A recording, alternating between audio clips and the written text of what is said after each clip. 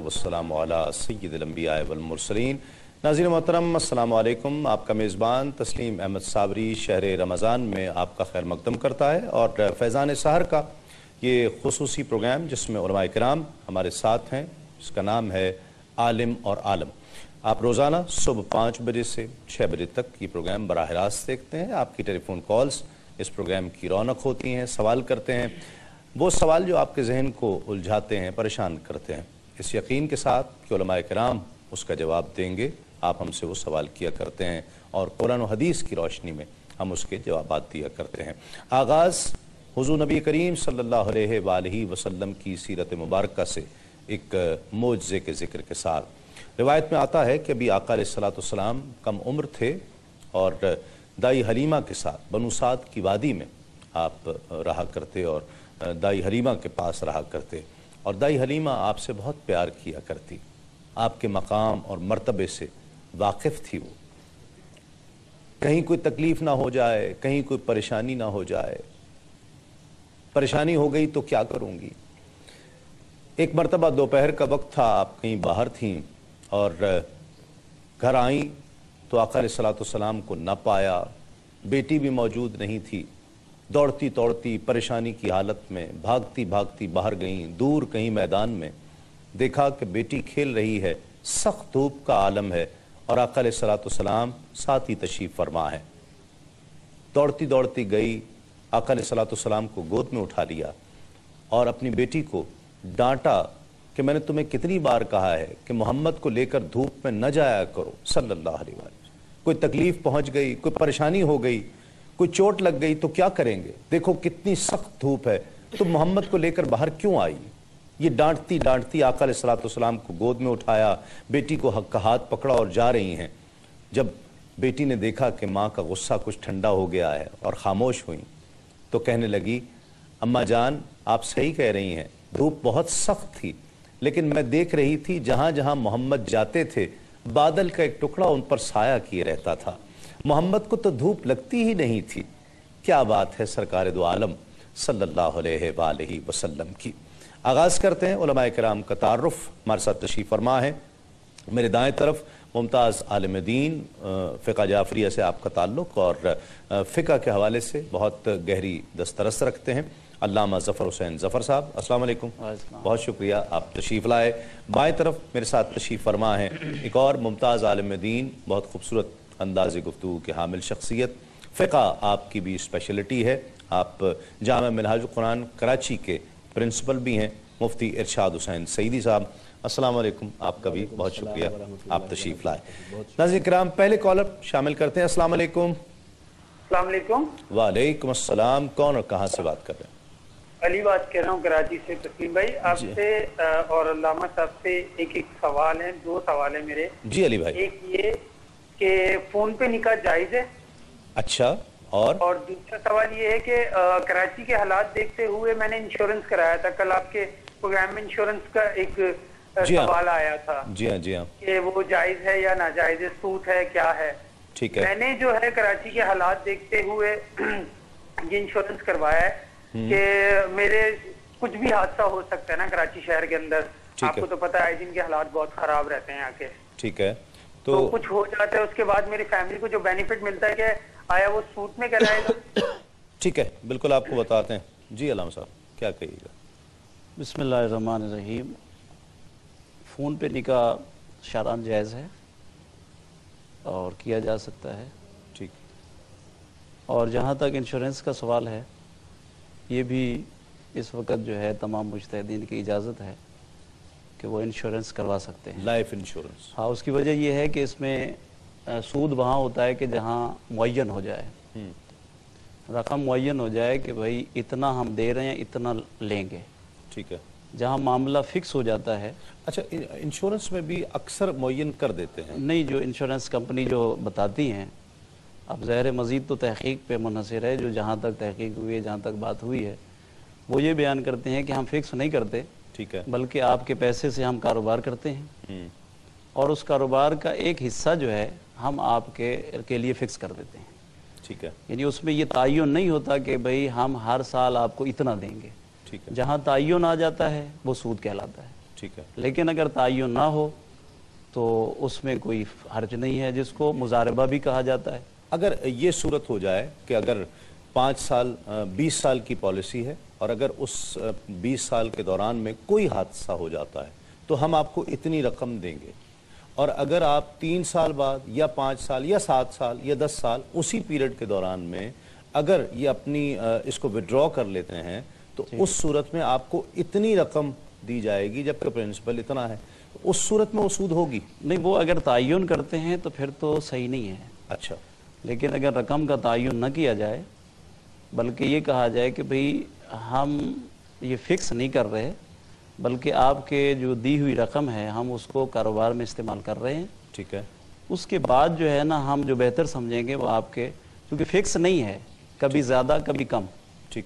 अगर अच्छा। कभी ज़्यादा और कम हो जाए तो चूँकि कारोबार किया जा रहा है उसमें मामला चेंज हो जाता है। ठीक है। लेकिन अगर ये कहा जाता है कि जो आप रकम दे रहे हो, हमने 10 रुपये दिया तो 11 हम लेंगे, तो ये 1 रुपया चूँकि सूद है, फिक्स है, तो ये शरअन जायज़ नहीं है। ठीक है जी मुफ्ती साहब। बिस्मिल्लाहिर्रहमानिर्रहीम। जहाँ तक पहले सवाल का ताल्लुक़ है फ़ोन पर निकाह, ये एक जदीद मसाइल में से एक मसला है। असर हाज़िर के उलमा और फ़ुक़हा के दरमियान भी इस पर इख्तिलाफ़ राय पाया जाता है। ठीक। और जो अदम जवाज़ का कौल करते हैं, यानी जिनका ये कहना है कि जायज़ नहीं है, उनके नज़दीक 2 बुनियादी शराइत हैं जो फ़ोन पर निकाह की सूरत में नहीं पाई जा रही। एक ये शर्त नहीं पाई जा रही होती जिसको फ़ुक़हा ने इत्तेहाद मजलिस के उन्वान से बयान किया है। ठीक। दूसरा ये कि जो तयन फ़र्द है उसका सही तौर पर वाज़े होना ये नहीं पाया जाता है। ठीक है। चूँकि टेलीफोन पे आवाज़ जैसी आवाज़ कई हो सकती है, आवाज़ एक दूसरे से मुशाबा हो सकती है। इन 2 शराइत के पेश नज़र अक्सर उलमा की तो ये राय है कि ये टेलीफोन पे निकाह जायज़ नहीं है। ठीक है। जिन उलमाए किराम ने जवाज़ की सूरत निकाली है, उन्होंने जवाज़ की सूरत में उन तमाम तहफ़्फ़ुज़ात को दूर करने के लिए कुछ शराइत का इजाफ़ा किया है कि जो तयन को बिल्कुल वाज़े कर दें, और अगर कोई ऐसी सूरत है कि जहाँ 2 फैमिलीज़ एक दूसरे को बिल्कुल जानते हैं, उनकी आवाज़ को पहचानते हैं, इबहाम की कोई सूरत नहीं है और तयन 100% और यकीनी कैफियत के साथ मौजूद है कि इस लड़की का उस लड़के के साथ निकाह किया जा रहा है, तो ऐसी शराइत के साथ फिर उन उलमा ने इजाज़त दी है।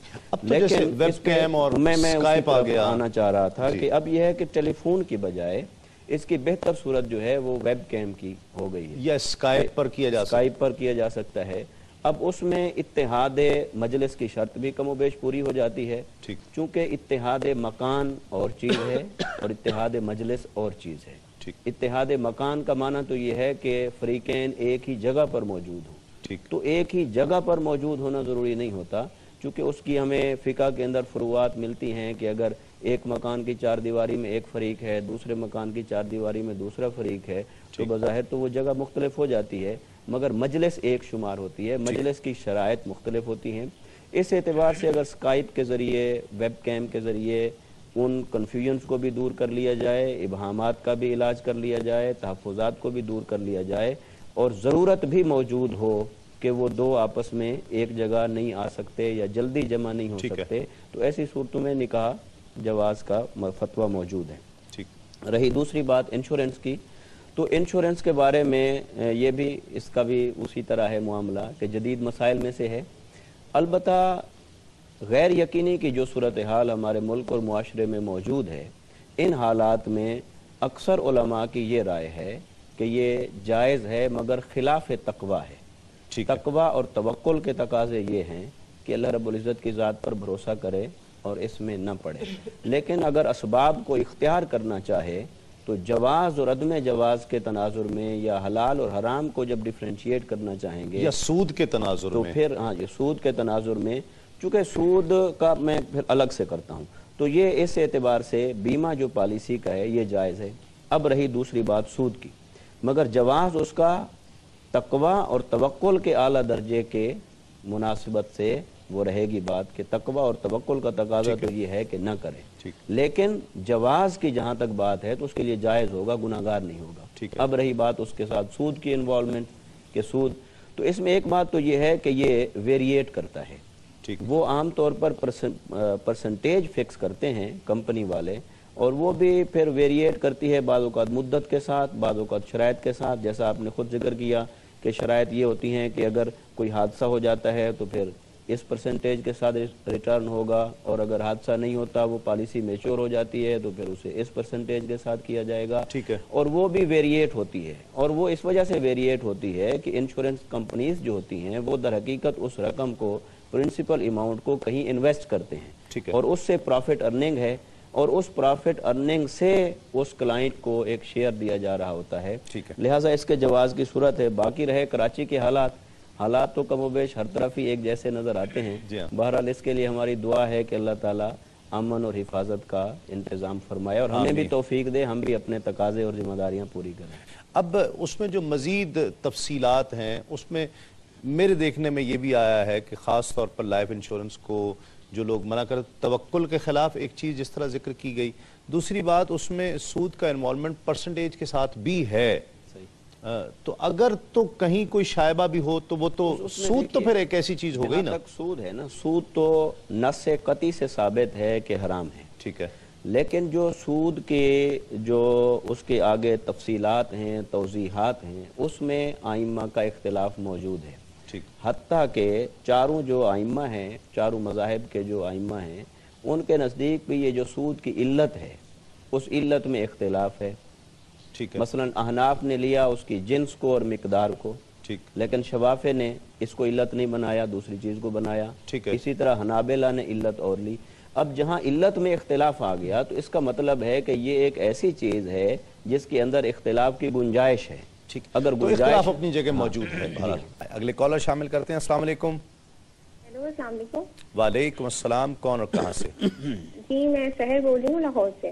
جی بہن فرمائیے، جی میرا سوال یہ ہے کہ میں نے یہ سنا ہے کسی سے کہ اگر ہم لوگوں کے انکم جو ہے جو جنریٹ ہوتی ہے ہماری منتھلی انکم، لیکن وہ بغیر کسی ہاتھ پاؤں ہلائے، مطلب خود سے بغیر کام کیے اگر وہ آ جاتی ہے انکم، تو وہ حلال نہیں ہے۔ جیسے ہم لوگ کسی کاروبار میں انویسٹنگ کرتے ہیں اور ہمیں وہاں سے ہر منتھ پروفٹ ریسیو ہوتا ہے، تو وہ حلال ہے یا حرام ہے؟ اور میرا دوسرا سوال یہ ہے کہ رحم دلی کے درجات کتنے ہیں؟ ہمیں مطلب کسی غیر محرم کے ساتھ یا کسی غیر فرد کے ساتھ جیسے کوئی تعلق نہیں ہے، کس حد تک رحم دلی کے ساتھ پیش آنا چاہیے عورتوں کو، خاص طور پر مردوں کے ساتھ، اس طرح؟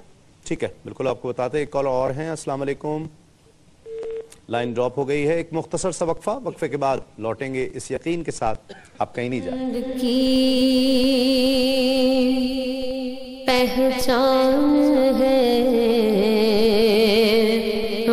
فرمان حضرت خواجہ غریب نواز رحمت اللہ علیہ، 10 باتیں لازم کر لو۔ سلطان الہند حضرت خواجہ معین الدین چشتی اجمیری رحمت اللہ علیہ نے ارشاد فرمایا، اہل حقیقت کے لیے 10 چیزیں اختیار کرنا لازم ہے۔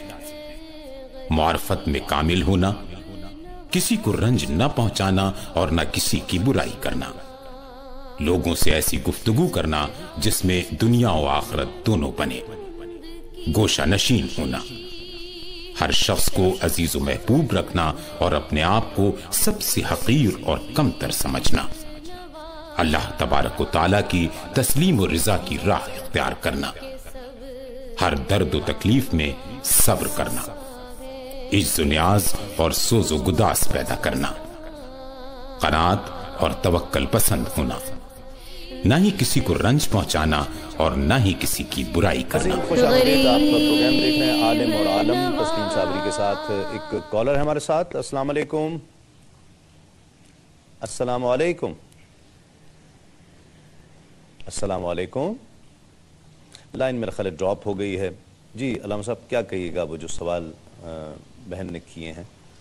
پہلا سوال تو ان کا یہ ہے کہ ہم جو انویسٹمنٹ کرتے ہیں کسی کے ساتھ کاروبار شیئر کرتے ہیں، آسان الفاظ میں یہی ہے جی ہاں، کہ ہم کام نہیں کر رہے مگر ہم نے کہا جی یہ ہماری کچھ انویسٹمنٹ ہے، ہم آپ کے ساتھ شیئر کرنا چاہتے ہیں، ٹھیک ہے، تو کاروبار میں شیئر کیا جا سکتا ہے، اس میں شرعی طور پہ جواز ہے، چونکہ یہ کچھ انکم یہ ملاتی ہیں کچھ دوسرے ملاتے ہیں، اس سے جو کاروبار کیا جاتا ہے تو اس میں یہ ہو جاتا ہے کہ بھئی آپ کی جتنی انویسٹمنٹ ہے اس کے مطابق جو ہے آپ کو شیئر دیا جائے گا، ٹھیک ہے، اسی طریقے سے جو لیبر کام کر رہی ہے لیبر کے دیگر اخراجات سارے نکال کے تو یہ دیکھا جاتا ہے کہ کس کی کتنی انویسٹمنٹ ہے، ٹھیک ہے، اب اس کو مد نظر رکھتے ہوئے وہ تعین کر دیتے ہیں کہ بھئی آپ نے اتنا خرچ کیا اس نے اتنا خرچ کیا، اب سارے اخراجات نکالنے کے بعد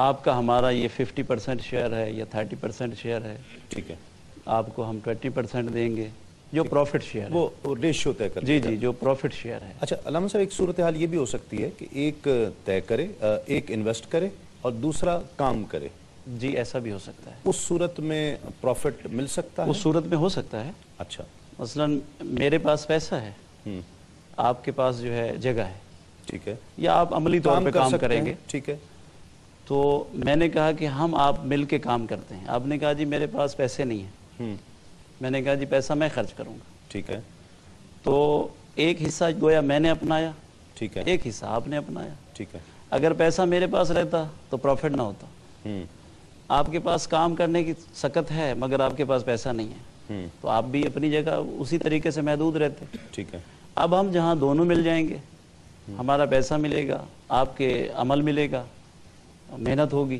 تو پروفٹ کا کوئی اس بھی سے پروفٹ شیئر وہ آپ کی آپس میں معاملہ ہے، ٹھیک ہے، میوچل انڈرسٹینڈنگ سے، ہاں جو طے ہو جائے، ٹھیک ہے، کہ ہاں ٹھیک ہے جی میں اتنی محنت کروں گا مجھے اتنا ملے گا، آپ کا یہ ہے تو اتنا ملے گا، ٹھیک، رضامندی کے ساتھ۔ اچھا، وہ جو دوسرا پوچھ رہی ہیں کہ غیر محرم کے ساتھ کس حد تک رحم دلی کی جا سکتی ہے؟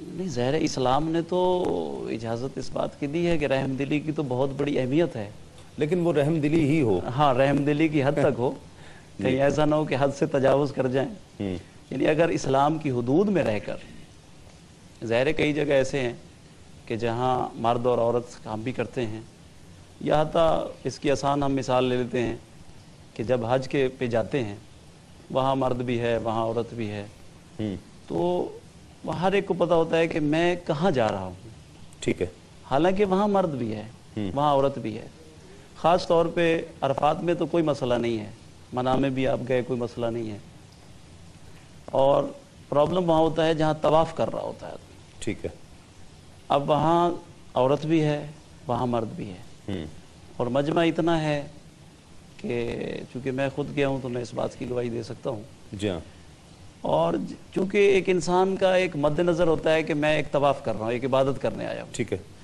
اب اسے معلوم ہی نہیں ہوتا کہ میرے سامنے عورت ہے یا مرد ہے، ٹھیک، وہ اپنے ہی عمل میں مشغول ہے، اور اسی طریقے سے جب آپ یہاں قافلے جاتے ہیں تو جو سالار قافلہ ہوتا ہے جب وہ تربیت دیتا ہے، چاہے وہ پاکستان میں کلاسز ہوتی ہیں یا آگے جا کے جو سالار ہوتا ہے اس کا معلم ہوتا ہے وہ اسے سمجھاتا ہے جگہ جگہ، ٹھیک ہے، کہ ایسا کہتا ہے کہ دیکھیں کہ آپ ایسے سمجھیں کہ جیسے آپ ایک گھر میں فیملی ممبرز ہیں، ٹھیک ہے، تو آپ نے ایک دوسرے کے ساتھ تعاون کرنا ہے، کسی بھی شعبے میں آپ چلے کلاس جائیں، فیلو ہے، کسی بھی شعبے میں چلے جائیں، کسی بھی شعبے میں چلے جائیں، ٹھیک، تو لیکن اگر اسلام کے قوانین کی حدود کراس کریں گے، جتنی بھی میں آپ کی اس بات کو مزید اگر واضح ہو جائے، علامہ صاحب بھی بیٹھے ہیں، تو کہ اسلام نے حدود بتائی ہیں، ٹھیک، محرم غیر محرم کی بھی حدود ہیں، جیسے ہم مثلا نماز پڑھتے ہیں تو نماز کی ایک حدود ہے کہ آپ نے قیام میں اتنی دیر رہنا ہے، پھر رکوع میں اتنی جھکنا ہے، سجدے میں اتنا اس طریقے سے انجام دینا ہے،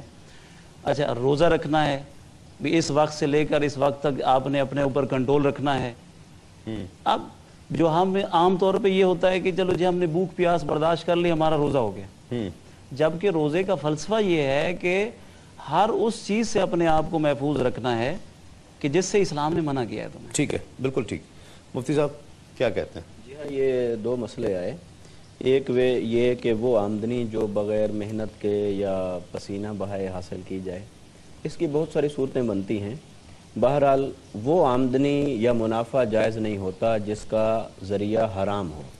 हलाल ज़राए बहुत सारे ऐसे हैं जिस पर पसीने का आना, मेहनत का सर्फ होना ज़रूरी नहीं होता। जैसे ये सूरत कारोबार की अल्लामा साहब ने बयान फरमाई, एक आदमी का सरमाया है, दूसरे की खिदमत हैं।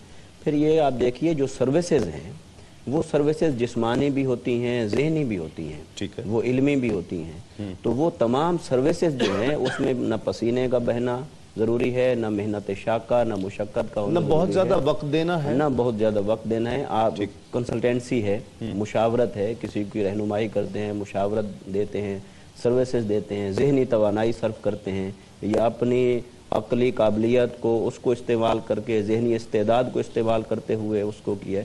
इन सब के एवज़ मुनाफा हासिल करना जायज़ होता है, बशर्ते के उसका मसरफ भी दुरुस्त हो, जहाँ ज़हनी इस्तेदाद को इस्तेमाल किया है वो हलाल हो, और फिर उससे जो मुनाफा आपने हासिल किया है वो अपनी मिकदार के एतबार से भी ज़ालिमाना न बनता हो, ठीक है, जस्टिफाइड हो।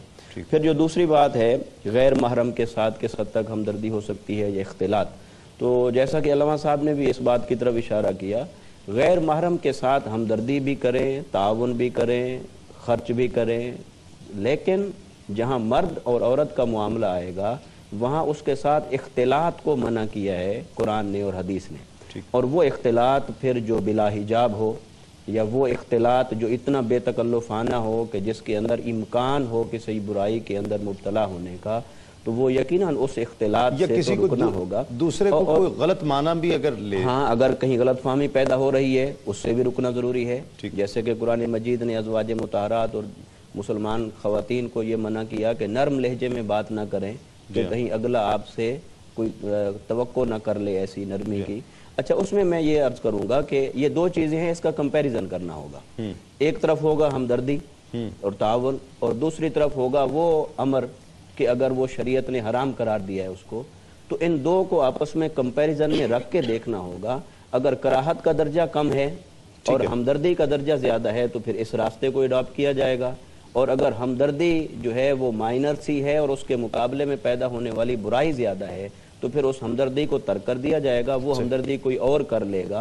आपका दायरा कार मुख्तलिफ है, आप उसी दायरे में। हमदर्दी की हद तक हो ना, ये ना हो कि औरत है तो वो लड़की है तो वो रोज़ जो है वो खाना पका कर ला रही घर से, और लड़का जो है वो रहता शुमाल की तरफ है और जुनूब की तरफ रोज़ाना उसे ड्रॉप करता है और फिर घर जाता है। तो ये रहमदिली और हमदर्दी उसकी हाँ, मतलब जैसे देखिए कभी एक सिचुएशन ये आ जाती है, अभी आपके सामने एक आदमी है वो मरीज पड़ा है, औरत है या मर्द है, अब उस एक गैर महरम के सिवा कोई ऐसा नहीं है जो उसे सड़क से उठा के रखे तो उस हॉस्पिटल ले जाए। अब वहाँ कंपैरिजन जब हम करेंगे तो हमदर्दी का दर्जा वो बढ़ जाएगा और दूसरी तरफ कराहत का दर्जा कम हो जाता है। तो इससे शरीयत के मामले में समझ कर अमल करना चाहिए। अगले कॉलर शामिल करते हैं। अस्सलाम वालेकुम। जी वालेकुम सलाम। जी, कौन और कहाँ से बात कर रहे हैं? जी असद महमूद बात कर रहा हूँ सऊदीया से। जी, कैसे हैं भाई, खैरियत से हैं आप?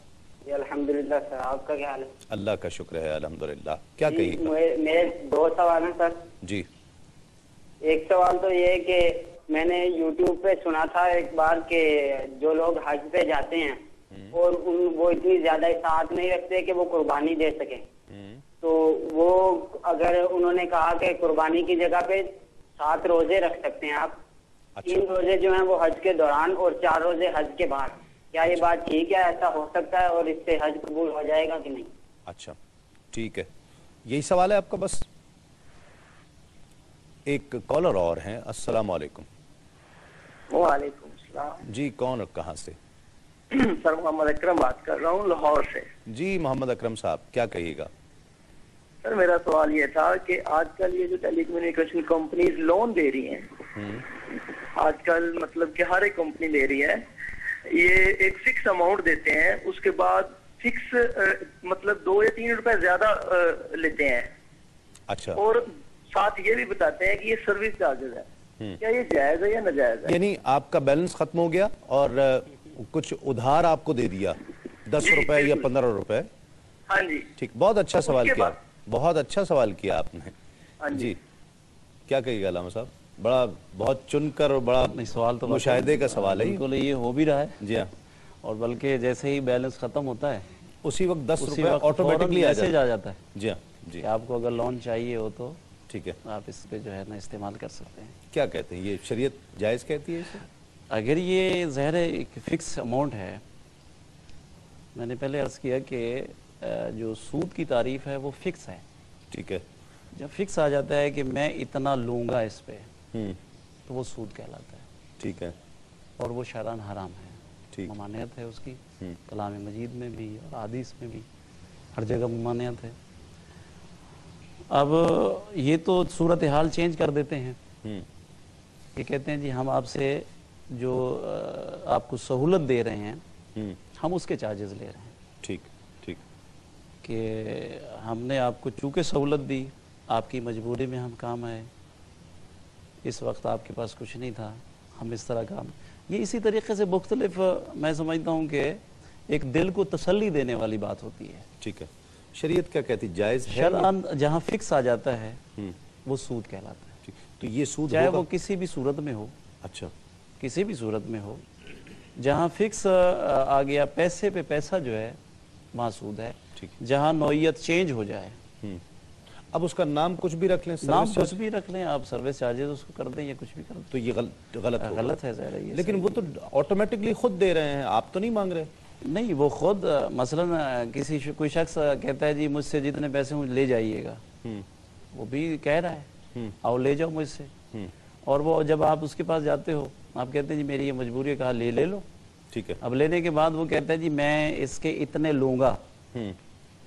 اب یہ جو اتنے لوں گا یہاں آگئی بات، یہ سود ہے. ٹھیک ہے. جو دوسرا سوال ہے حج کے دوران، حج کے دوران جو ہے قربانی چونکہ ہر حاجی پہ واجب ہے اور ہر صورت اس کو کرنا ہے، تو ظاہر ہے جب جہاں ہمارے مجبوری ہے تو چونکہ یہ قربانی ارکان حج میں سے ایک رکن ہے. ٹھیک ہے. جیسے دیگر ارکان ہیں جی ہاں، اس میں ایک رکن جو ہے وہ قربانی ہے. ٹھیک. اس کی جگہ وہ کہہ رہے ہیں روزے رکھ لیں، کہیں سنا ہے انہوں نے؟ نہیں ایسا تو جی. اچھا، تو علامہ صاحب کی اس میں ہو تو. جی مفتی صاحب، یہاں پہلے اسی سوال کو لے لیتے ہیں کہ حج کی صورت میں پہلے تو اسے چاہیے کہ اگر وہ قربانی کی یہیں سے ہی استطاعت نہیں رکھتا ٹھیک، تو پھر تو وہ حج کی استطاعت نہیں رکھتا، چونکہ قربانی حج میں واجب ہے. اگر اس کے پاس اتنے پیسے ہیں کہ وہ باقی اخراجات پورے کر پا رہا ہے اور قربانی کے پیسے یہاں اپنے وطن اصلی سے چلتے وقت ہی اس کے پاس نہیں ہے، ٹھیک، تو پھر تو وہ صاحب استطاعت نہیں ہے. ٹھیک ہے، واجب نہیں حج اس پر، پھر وہ صاحب استطاعت نہیں ہے. اچھا، دوسری صورت یہ ہے کہ ایک آدمی وہاں پہنچ جاتا ہے مگر ایسٹیمیٹ کچھ ہوتا ہے، اندازہ کچھ ہوتا ہے، یا پیسے ڈیمیج ہو گئے یا کہیں خرچ ہو گئے، اور کوئی ایسی صورت اس کے ساتھ بن گئی کہ وہاں پر وہ قربانی کے پیسے نہیں پاتا، اپنے پاس نہیں ہیں، تو اس صورت میں یہ ہے کہ وہ 10 روزے رکھے، اور اس بات کو قرآن مجید نے بیان کیا ہے. 3 روزے وہیں پر رکھے اور 7 روزے واپس آ کر وہ اپنے گھر پہ رکھے گا. تو یہ 10 روزے پورے کرے گا تو وہ قربانی کا متبادل ہو جائے گا. لیکن ذی الحج کی ان تاریخوں میں تو روزے نہیں رکھے گا نا، حج کے دنوں میں؟ دیکھیں حج کے تو 40 دن ہوتے ہیں نا. نہیں، حج کے جو 2-3 دن منا پر مزدلفہ، اس دن تو روزہ نہیں رکھے گا نا، 9-10 ذی الحج کو. اس میں مجھے اس وقت مستحضر نہیں ہے بات، ٹھیک، کہ انہی دنوں میں میرا خیال ہے روزہ رکھنا انہی دنوں میں ممنوع نہیں ہے، تو سوائے عید کے دن کے. تو باقی روزے وہ رکھ سکتا ہے، اور 3 روزے وہ وہیں پورے کرے گا اور باقی 7 روزے واپس آ کر پورے کرے گا. اگلے کالر لے لیں، پھر میں وہ دوسرے مسئلے پر بھی آپ کی رائے لینا چاہتا ہوں. السلام علیکم. وعلیکم السلام بھائی، کیا حال چال ہے آپ کا؟ اللہ کا شکر ہے. کون اور کہاں سے بات کر رہی ہیں؟ بھائی میں شمائلہ بات کر رہی ہوں سعودیہ سے. جی فرمائیے، کیا کہیے گا؟ میں نے پوچھنا ہے کہ امانت کی چیزوں پہ زکوٰۃ نہیں ہوتی، تو اگر ہم سونا بچوں کے لیے لے کے رکھتے ہیں جو بچوں کے ہی کام آئے گا ان کے بڑے ہونے پہ، تو اس پہ زکوٰۃ ہے کہ نہیں؟ اچھا ٹھیک ہے، بالکل آپ کو بتاتے ہیں. جی مفتی صاحب. جی ایک سوال دوسرا تھا کہ ٹیلی کمیونیکیشن کمپنیاں، موبائل کمپنیز جو ایڈوانس دیتی ہیں، پہلے تو آپ نے ایک سوال اس میں اٹھایا کہ اس میں مانگتے نہیں ہیں، وہ خود بخود دیتے ہیں. تو وہ خود بخود آفر کرتے ہیں، لیکن ادھر سے کمانڈ بھیجتے ہیں تو لون ملتا ہے، ادروائز نہیں ملتا ہے. اچھا، اب اس میں جو بات ہے میں سمجھتا ہوں کہ یہ سود نہیں ہے. اچھا، سود کے ضمن میں صرف اسی ایک بات کو لے لینا کہ یہ فکس ہے، تو فکس اماؤنٹ کے اوپر فکس چیز مل رہی ہے اور اسی کو ہی سود قرار دے دینا، یہ میری رائے ہے. اس میں کسی کو اختلاف کرنے کا حق حاصل ہے یقیناً، مگر میری رائے کے پیچھے ایک لاجک بھی ہے اور دلیل بھی ہے، تو یہ جائز ہے. اس کی وجہ یہ ہے کہ دیکھیے ہم نے کئی مسائل میں فقہی فروعات کے اندر دیکھتے ہیں کہ سروسز چارجز اپنی انویسٹمنٹ کی سرکولیشن کے وہ لینا جائز ہوتا ہے. مثال کے طور پر اقساط کا کاروبار ہے. ٹھیک ہے. اقساط کا کاروبار ہے, نقدی پہ آپ ایک شے لیتے ہیں 1000 روپے میں, وہی چیز آپ 2 مہینے کے ادھار پر لیتے ہیں 1200 روپے میں. ٹھیک ہے. اب اس 200 روپے کی جسٹیفیکیشن کیا ہے؟ وہ یہ ہے کہ یہ 1000 روپے جو 2 مہینے کے لیے انویسٹر کے باؤنڈ ہو گئے, اگر یہ اسے موقع پر مل جاتے اور وہ اس کو مزید سرکولیٹ کرتا تو وہ اس سے ارن کر سکتا تھا. ٹھیک ہے. لہٰذا یہ اس کی سرمایہ کاری جو جامد ہو گئی, اس جمود کے نتیجے میں اس نے سروسز چارجز لیے.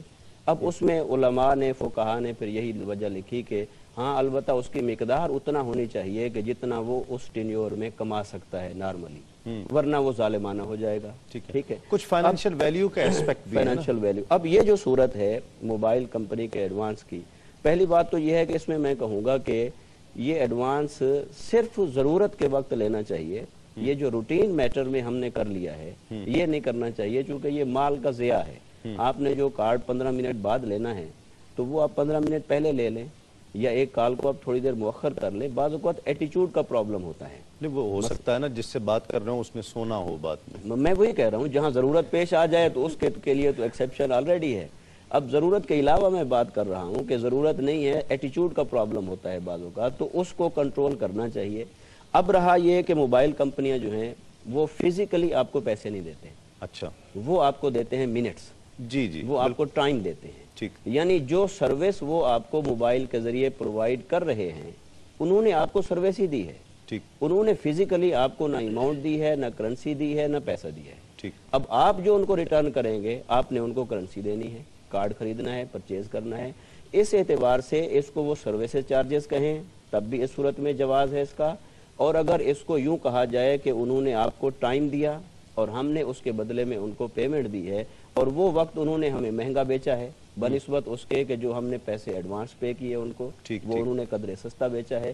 اس میں اور بھی بہت ساری ایسی چیزیں ہیں. اور یہاں اگر آپ کے پاس وقت ہو تو میں ایک بات بڑی دلچسپی سے خالی نہیں ہے ورز کرنا چاہوں گا.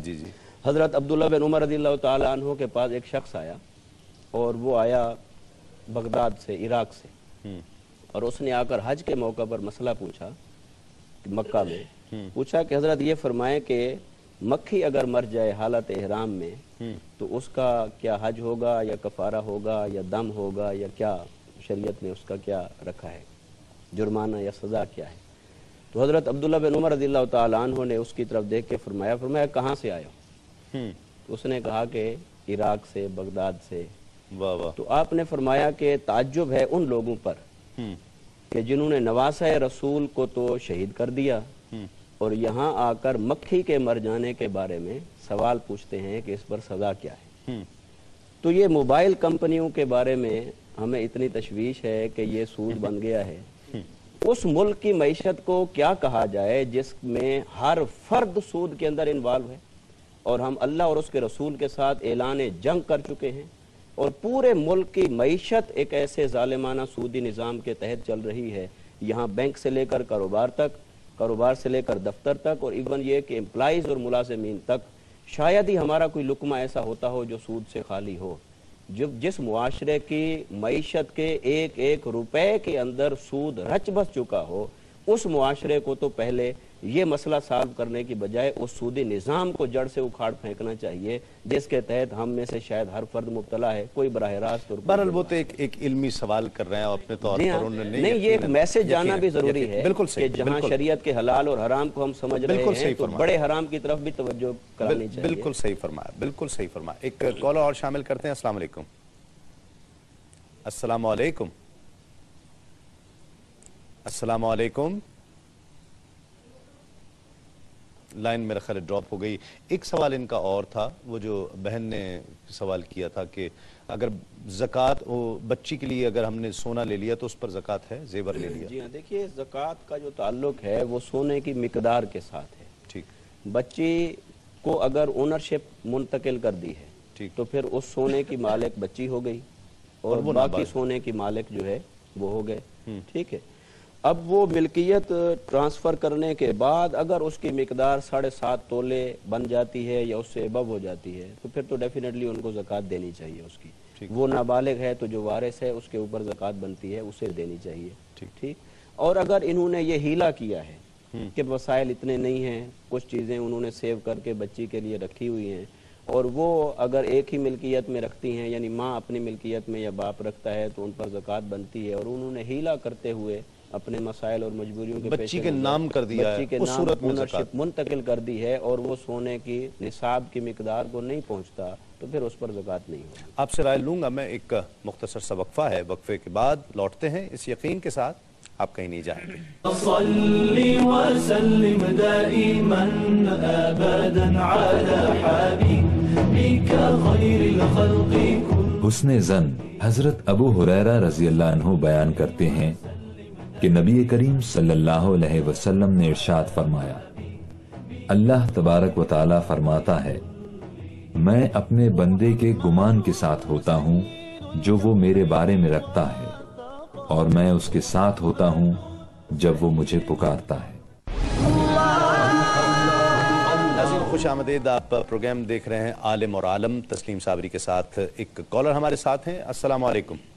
السلام علیکم سر. وعلیکم السلام. کون اور کہاں سے بات کر رہے ہیں؟ میں سعودیہ سے عرفان بات کر رہا ہوں سر. جی عرفان صاحب، کیسے ہیں آپ؟ ٹھیک ہیں؟ اللہ کا بڑا کرم جناب. آپ کیسے ہیں؟ اللہ کا کرم ہے الحمدللہ. آپ کی دعائیں ہیں. آپ کا پروگرام دیکھ رہے ہیں جناب، ماشاءاللہ بہت اچھا ہے. بڑی محبت. اور کافی دیر سے ہم کال ملا رہے ہیں، مل نہیں رہی. چلیں اب مل گئی، بہت خوشی ہوئی مجھے. سوال کیجئے. اچھا، سوال میرے دو ہیں تسلیم بھائی. ایک تو یہ ہم فرسٹ ٹائم عمرہ کے لیے جاتے ہیں، ٹھیک ہے؟ جی جی. تو کیا نام ہے، فرسٹ ٹائم تو ہم جا کے جو ہوتے ہیں نا وہ بال وغیرہ پورے منوا لیتے ہیں. جب دوسری مرتبہ جاتے ہیں تو ہم تھوڑی تھوڑی کینچی رائٹ سائڈ پہ، لیفٹ سائڈ پہ، بیک سائڈ پہ لگاتے ہیں. کیا یہ ٹھیک ہے؟ اور دوسرا میرا سوال یہ ہے کہ جو یہاں پہ جو ہے نا سعودی، ٹھیک ہے، وہ کیا نام ہے اشہاد لا الہ الا اللہ، ہم تو ایک مرتبہ کرتے ہیں نا، وہ 3-4 مرتبہ کرتے ہیں. ہم ان سے پوچھتے ہیں بھی یہ کیا وجہ ہے؟ وہ کہتے ہیں کہ جناب شیطان کو کنکریاں پڑتی ہیں جتنی دیر ہم کرتے ہیں. اچھا، یہ ہے میرا سوال. بس کرتے کیا ہے مطلب کہ کس موقع پر اشہد اللہ الہ، کس موقع پر، کہاں؟ جب ہم اتحیات میں بیٹھتے ہیں. اتحیات میں بیٹھتے ہیں تو اشہد اللہ الہ. جی تکرار یعنی اس کا. ٹھیک ہے، بالکل آپ کو بتاتے ہیں. بہت شکریہ. جی علامہ صاحب کیا کہیے گا عمرے کے متعلق؟ جی یہ سوال ہے کہ عمرے کے متعلق پہلی مرتبہ یعنی پورے جو ہے نا بال اتروانا، اور دوسری مرتبہ جو ہے تقصیر. چونکہ جو شرعی حکم ہوتا ہے اس کے مطابق تو ہم نے ظاہر وہی کام کرنا ہے جو شریعت کا حکم ہے. ٹھیک ہے. اس میں ہم اپنی رائے یا اپنا ہدف نہیں وہاں استعمال کر سکتے. اب یہ پروردگار کا حکم ہے کہ بھی آپ نے ایسا کرنا ہے، اور ظاہر پیغمبر اسلام صلی اللہ علیہ وسلم کی طرف سے ہی جو ہے یہ سارا نظام، اللہ تعالیٰ کا نظام یہاں تک پہنچا ہے ہم تک. عمرے کا طریقہ یا حج کا طریقہ انہوں نے ہمیں جو بتایا ہے، ہم نے اس طریقے کو اپنانا ہے. ٹھیک. اور ان کے حکم کو تسلیم کرنا ہی اسلام ہے. ٹھیک. اور جو ان کے حکم کو تسلیم کر لیتا ہے یہ اسلام قبول کر لے، اور یہی عبادت کہلاتا ہے. ٹھیک. اب اس میں ہم مختلف توجیحات نہیں پیش کر سکتے کہ ابھی اس وقت جو ہے نا پورے بال کٹوانے ہیں، تو پھر مثلا عورت کے لیے حلق اور قصر کا فرق. جی حلق مطلب پورے جو ہے نا بال اتروا دینا سر کے. ٹھیک ہے. سر کے پورے بال اتروا دینا. تقصیر کا مطلب یہ ہوتا ہے کہ تھوڑے سے بال سائڈ سے جو ہے نا کٹوا دینا. جو پہلی مرتبہ جاتا ہے اس کے تو پورے جو ہے نا اتارے جاتے ہیں. ٹھیک. مرد کے لیے حکم ہے، اور عورت کے لیے تو وہی ہے کہ تھوڑے سے جو ہے نا وہ بال سائڈ سے کٹوا دے، تقصیر ہو جائے گی. لیکن جو دوسری مرتبہ جاتا ہے اس کے لیے ضروری نہیں کہ وہ پورے جو ہے نا بال اتروائے. وہ قصر بھی کرا سکتا ہے. اختیار ہے، اگر وہ پورے بال اتروانا بھی چاہے تو بھی اس میں اس کو اختیار ہے. ٹھیک ہے. پورے بال. وہ جو بچی کے سونے کی زکوٰۃ ہے، بچی کے سونے کی زکوٰۃ کے متعلق یہ ہے کہ جو چیز جیسے علامہ صاحب نے بھی بتایا ہے، جو ایک نصاب تک آ جاتی ہے، ٹھیک ہے، اس نصاب پہ زکوٰۃ واجب ہے اور ہر صورت میں اس کو دینا ہے. ٹھیک ہے. لیکن جو نصاب سے نیچے ہے تو وہ ایسا نہیں ہے. ٹھیک. بسا اوقات کچھ لوگ آج کل چلاکی یہ بھی کرتے ہیں، اگر واقعاً شرعی طور پر اور یہ امر کو سمجھتے ہوئے کہ یہ بچی ہے اور اس کا ہی یہ حق ہے، اسی کا یہ حصہ ہے، ہم نے جب اس کو رخصت کرنا ہے تو ہم نے اس کو جو ہے نا اس کے ساتھ یہ دینا ہے جہیز. لیکن بسا اوقات یہ بھی ہوتا ہے کہ تقسیم بندی پہلے ہو جاتی ہے اور بعد میں جو ہے نا پھر مکس کر دیتے ہیں. ایسا نہیں ہے. ٹھیک. جب آپ وقتی طور پہ نصاب سے بچنے کے لیے آپ نے کہا جی چلو جی یہ سال پورا ہو رہا ہے تو ہم جو ہے نا نصاب سے بچنے کے لیے یہ اس کا حصہ ہے، یہ اس کا حصہ ہے، یہ اس کا حصہ ہے، یہ کر دیا، وہ نصاب سے کم ہو گیا تو زکوٰۃ سے بچ گئے. اگر کر رکھا ہے تو لیکن اگر کر رکھا ہے تو کوئی حرج نہیں ہے. اور لیکن ایسے چالاکی نہیں کرنی چالاکی نہیں کرنی چاہیے. یعنی یہ اس کی نیت پہ منحصر ہے. یعنی اس کا فیصلہ نہ میں کر سکتا ہوں نہ کوئی اور کر سکتا ہے. یہ اس شخص کی نیت پہ منحصر ہے کہ آیا وہ واقعاً یہ ارادہ رکھتا ہے کہ یہ اس بچی کا ہے. ٹھیک ٹھیک. وہ اس بچی کا ہے، وہ نصاب سے نیچے ہے تو ٹھیک ہے. جی مفتی صاحب. جی ہاں، یہ جو ابھی سعودی عرب سے کال آئی تھی، 2 سوال. پہلا سوال عمرہ کے متعلق تھا، حلق یا تقصیر کا. تو عمرہ کے اندر 2 فرائض ہیں اور 2 واجبات ہیں. ان کو فرائض کہیں یا ارکان کہیں تو 2 ارکان یا فرائض اور 2 ہو گئے واجبات. ان 2 واجبات میں ایک صحیح کرنا اور ایک حلق یا تقصیر ہے. ٹھیک. اب پہلی بات تو یہ طے ہو گئی کہ یہ واجب ہے. ٹھیک. دوسری بات یہ ہے کہ اس کی 2 صورتیں ہیں، ایک حلق اور ایک تقصیر. حلق یہ ہے کہ پورا سر منڈوایا جائے، یعنی اس طرح سے جس طرح منڈواتے ہیں نا، پورا بال کٹ جائیں پورے، وہ حلق ہے. تقصیر یہ ہے کہ 1/4 سر کے بال کاٹے جائیں کم و بیش 1 پورے کے برابر. ٹھیک. یہ تقصیر ہوگی. ٹھیک. تقصیر کا معنی بھی لوگوں نے بہت بدل لیا ہے کہ بھی تھوڑے سے بال سائیڈ سے، دائیں سے، بائیں سے کٹوا لیے، یا بعض لوگ یہ کرتے ہیں کہ کچھ دائیں سے، کچھ بائیں سے، کچھ پیچھے، کچھ آگے سے. یہ بھی درست نہیں ہے. ان کو پورے سر کا 1/4 یہ مقدار کٹوانی ہوگی، 1 بال 1 پورے کے برابر. پھر تقصیر کا حکم پورا ہوگا، ادروائز نہیں ہوگا. اور اگر کوئی آدمی اتنی مقدار نہیں کٹواتا ہے تو اس کے اوپر دم واجب ہو جائے گا. اور اگر وہ ہی 1 پور سے کم، اب اگر 1 پور سے ہیں ہی کم تو اس کے اوپر پھر حلق ہے. تقصیر ہو ہی نہیں ہے. پھر وہ تقصیر نہیں کر سکتا، پھر وہ حلق کروائے. اب رہی اگلی بات کہ ایک بار عمرہ کر لیا، اب دوسری بار کرنا ہے. اب بال تو ہیں نہیں، تو بال ہیں نہیں تو وہ حلق کی اس ظاہری صورت کو پورا کرنے کا پابند ہے. یعنی دوبارہ سے اس طرح پھروائے گا، اسی طرح، چاہے اس میں کچھ بال کٹیں یا نہ کٹیں، مگر اسی طرح کرائے گا. اور یہ بات ذہن میں رکھیے، بعض لوگ یہ کرتے ہیں کہ پہلے عمرہ کیا تو اس میں کروا لی تقصیر. تقصیر کو بھی شرعی مقدار کے مطابق کرنا چاہیے. پھر دوسری بار عمرہ کیا تو اس میں کروا لیتے ہیں حلق. یہ صورت بھی ٹھیک ہے. لیکن اگر پہلے ہی حلق کروا لیا ہے تو دوسری بار اس کے پاس حلق کے علاوہ کوئی آپشن نہیں ہے. پھر وہ اس طرح پھروائیں گے چاہے اس کے اندر بال ہیں یا بال نہیں ہیں، مگر حکم شرعی پورا ہوگا. اسی میں اللہ تعالیٰ کی رضا ہے. اور دوسری بات آئی کہ تشہد کے اندر اشہد اللہ الہ الا اللہ و اشہد ان محمد عبدہ و رسولہ، ان کلمات کی تکرار، اس کو بار بار دہرانا. دیکھیے بلا وجہ دہرانا بار بار یہ کوئی نیکی اور اجر کا کام نہیں ہے. اس کا ثواب اپنی جگہ کہ جب یہ پڑھتے ہیں تو یقیناً شیطان بھی دور ہوتا ہے، اللہ تعالیٰ کی طرف سے برکت بھی نصیب ہوتی ہے. لیکن یہ تکرار اس کے لیے ہے کہ فرض کرے امام کے پیچھے جس نے اقتدا کی لیکن امام آخری تشہد میں ہے، اور یہ غالباً سوال یہ تھا، میں معذرت کرتا ہوں، غالباً سوال یہ تھا کہ ہم اشہد لا الہ الا اللہ پر انگلی اٹھاتے ہیں تو وہ تکرار نہیں کرتا ہے، کہتا ایک ہی بار ہے لیکن انگلی بار بار ہلاتا ہے. انگلی اٹھانے میں تکرار کرتا ہے. انگلی اٹھانے میں تکرار کرنا یہ بھی ہم نے جو احناف کے فقہا نے جو کچھ لکھا ہے اس کے مطابق نہیں ہے. ایک ہی بار ہے اور وہ اشہد اللہ، اس اللہ کے اوپر انگلی کھڑی کرے گا اور الا اللہ پر رکھ دے گا. اور دونوں صورتیں اس کے پاس، یا تو کھڑی رکھے تشہد کی آخر تک، یہ صورت بھی جائز ہے، یا الا اللہ پر اسے نیچے رکھ دے، یہ بھی جائز ہے. مگر بار بار اٹھانا اور کرنا یہ کم و بیش کہیں پر دیکھا نہیں ہے کہ اس کی کہیں اصل ملتی ہو. اگر یہ کسی نے اپنے ذہن سے اس کو نیکی کا عمل بنا لیا ہے تو الگ بات ہے. بہت شکریہ علامہ ظفر حسین ظفر صاحب، آپ کا بہت شکریہ، آپ تشریف لائے. مفتی ارشاد حسین سعیدی صاحب، آپ کا بہت شکریہ، آپ تشریف لائے. ناظرین، وقت اب ختم ہو رہا ہے اور سوال آدھا علم ہوتا ہے، اور میں اکثر کہتا ہوں کہ ایک سوال سے کتنے لوگوں کو فائدہ ہوتا ہے. آج جس طرح کے سوالات آئے جو مشاہدے پر مبنی تھے اور ہر عام آدمی کا مسئلہ تھا، تو ایک آدمی پوچھتا ہے، کوئی ایک شخص پوچھتا ہے، کوئی ایک بھائی یا بہن پوچھتے ہیں اور لاکھوں کروڑوں لوگوں کو اس کا فائدہ ہوتا ہے، ان تک پہنچ جاتا ہے. سوال کر لینے سے ایک فائدہ یہ بھی ہوتا ہے کہ چیز نامعلوم سے معلوم میں آ جاتی ہے، اور جب کوئی چیز نامعلوم سے معلوم تک کا سفر سے طے کرتی ہے تو ہم شک سے یقین کی کیفیت میں آ جاتے ہیں، اور کسی بھی عمل کے لیے، کسی بھی سوچ کے لیے، کسی فکر کے لیے، کسی خیال کے لیے شک بہت نقصان دہ ہوتا ہے، یقین بہت اچھی کیفیات دیتا ہے۔ اس لیے شک سے نکل آئیے یقین کی کیفیت میں۔ میں دونوں احباب کا بہت شکریہ ادا کرتا ہوں۔ کل انشاءاللہ آپ سے ایک مرتبہ پھر اسی پروگرام میں، اسی چینل پر، اسی وقت صبح 5 بجے عالم اور عالم میں ملاقات ہوگی۔ اس وقت تک کے لیے اپنے میزبان تسلیم احمد صابری کو اجازت دیجیے۔ تسلیمات۔